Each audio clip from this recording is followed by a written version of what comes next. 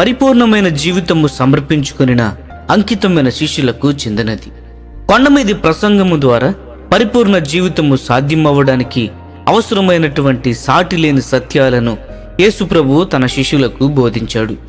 యేసుప్రభువు యొక్క నోట్లో నుండి వికసించినటువంటి ఆ సత్యాలు ఈనాడు క్రొత్త నిబంధనలో యేసును అనుసరిస్తున్న వారందరికీ చెందినవి. ఈ క్రొత్త నిబంధన కాలంలో పరిచర్య చేస్తున్నాము అని చెప్పే వారందరూ కూడా యేసుప్రభువును చూడాలి.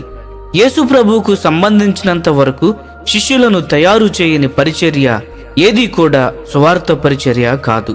ఈ సత్యాన్ని మనము కొండమీది ప్రసంగంలో ప్రారంభ అధ్యాయములలో చూస్తాము.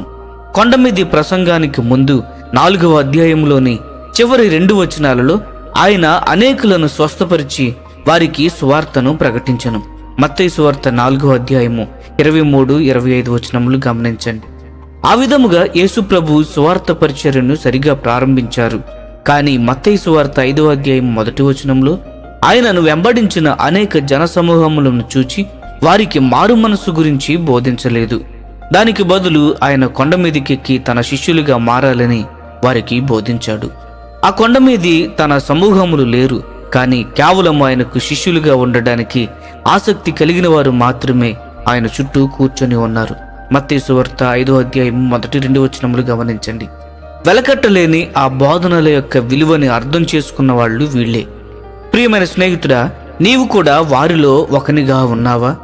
నీ పాపముల విషయంలో మారు మనసు పొంది నీ పాపములన్నిటినీ యేసుప్రభు యొద్ద ఒప్పుకొని తన ప్రశస్త రక్తము ద్వారా కడుగబడి దేవుని రాజ్యంలోనికి క్రొత్తగా జన్మించావా?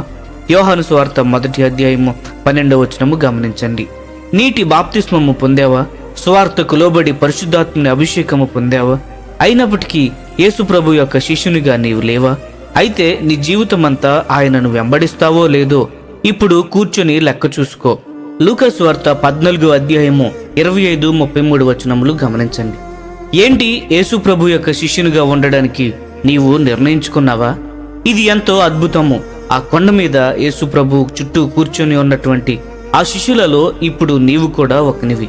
పరిపూర్ణ జీవితమును తీసుకుని వచ్చే ఆయన బోధలన్నీ కూడా ఇప్పుడు నీకు కూడా చెందుతాయి. ప్రియమైన స్నేహితులారా, యేసుప్రభువుని మన యొక్క సొంత రక్షకునిగా, మన యజమానునిగా అంగీకరిస్తూ ఆయన శిష్యులముగా ఉండుటకు మనము కూడా సంపూర్ణంగా ప్రతిష్ఠించుకుందాము.